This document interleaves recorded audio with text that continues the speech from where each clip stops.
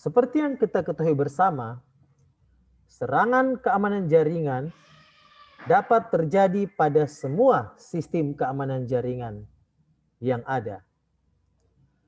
Pada bagian ini akan dicontohkan beberapa contoh serangan keamanan jaringan, jenis serangan keamanan jaringan, dengan melihat protokol-protokol yang ada pada OSI layer. Di bagian pertama, bagian yang paling bawah, serangan keamanan jaringan pada layer fisikal yang bisa terjadi adalah melakukan sniffing. Sniffing di sini, kita contohnya menempatkan alat tambahan untuk mengamat-amati sebuah perilaku dari jaringan tersebut.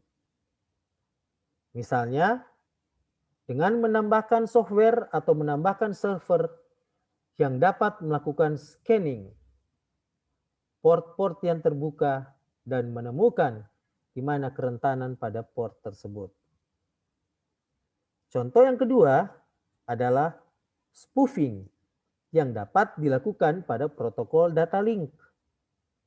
Di sini yang dimaksud dengan spoofing adalah kita dapat menyamarkan alamat address sehingga seakan-akan kita yang dimaksud atau menjadi tujuan. Jadi spoofing bicara soal penyamaran dan itu dapat dilakukan pada layer data link. Yang ketiga, man in the middle attack, MITM.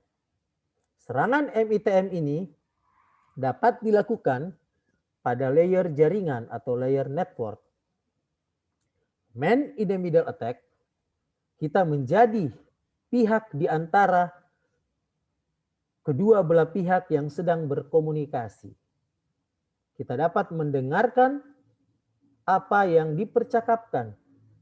Kita dapat membaca data yang dipertukarkan oleh pihak pengirim dan pihak penerima, dan kita dapat mengalter atau mengubah isi data yang dikirim ataupun yang diterima. Itu yang disebut dengan man in the middle attack yang dapat dilakukan pada layer network. Layer yang keempat atau layer transport, di mana di layer transport terdapat protokol TCP, UDP, SCTP, SSL, dan TLS. Di sini yang dapat kita lakukan adalah reconnaissance atau yang kita sebut dalam tahap awal metodologi serangan keamanan jaringan.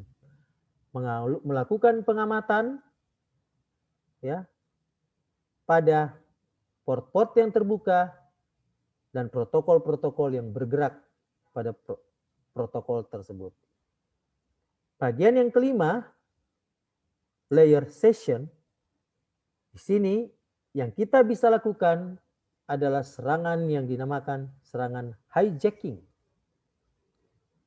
Baru yang keenam, level presentation. Yang kita bisa lakukan di sini adalah serangan yang disebut jenis serangan phishing.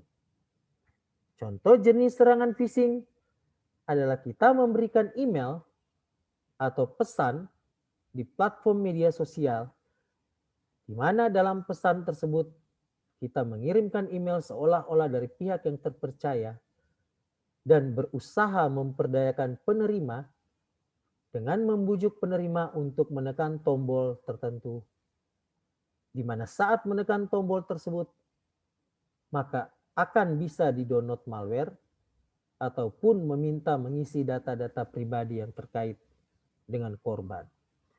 Bagian yang terakhir, layer application, kita dapat melakukan eksploitasi pada sebuah protokol seperti protokol telnet di port 80 misalnya. Kita dapat mengupload atau menginstal malware di level aplikasi.